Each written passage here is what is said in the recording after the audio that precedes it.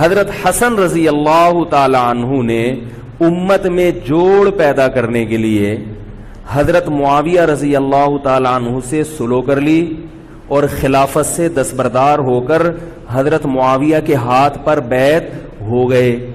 لوگوں نے حضرت حسن سے یہ کہا کہ یہ تو عار اور ذلت کی بات ہے کہ آپ کے والد نے جس کے خلاف 2 جنگیں لڑی ہوں تو آپ اپنے والد کی جس سے دشمنی رہی ہو بیٹا اس سے بیعت ہو رہا ہے۔ ہمارے ہاں اس کا تصور ہے؟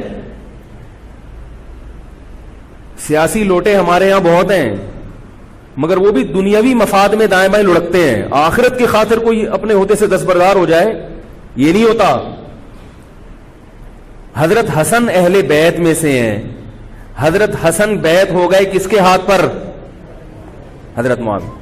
لوگوں نے کہا یہ عار اور ذلت کی بات ہے، تو حضرت حسن کے وہ تاریخی الفاظ ہیں کہ میں دنیا کی ذلت کو جہنم کی آگ پر ترجیح دیتا ہوں۔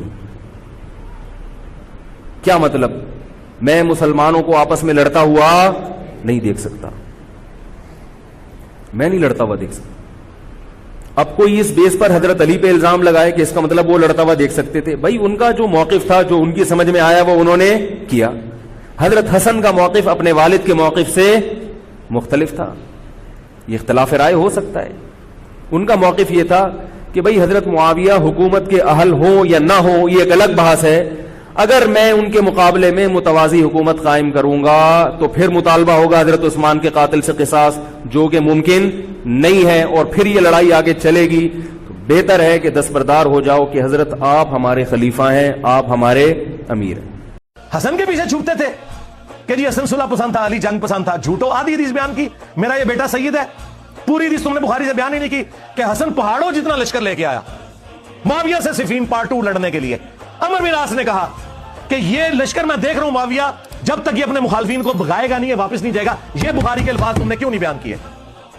تو پھر معاویہ نے کہا کہ کیا کریں رضی اللہ عنہ، پھر نہ کہ رضی اللہ عنہ چاٹ دیتا ہے، کیا کریں؟ ان کا صلح کرتے ہیں، اور سورۃ الانفال میں لکھا ہے اگر جنگ میں کافر بھی صلح آفر کرے نا تو کر لینا۔ نبی علیہ السلام نے کی تھی صلح حدیبیہ، یہ صلح اگر معاویہ ابن ابی سفیان حضرت علی کو آفر کرتے تو وہ بھی قبول کر لیتے، اور صلح کا مطلب ہی ہے شرائط کے اوپر۔ جی صلح حدیبیہ میں امپلائڈ ہے کہ شرائط ہیں، دونوں طرف جب پارٹیاں بیٹھتی ہیں صلح کسی ٹریٹی کے اوپر ہوتی ہے۔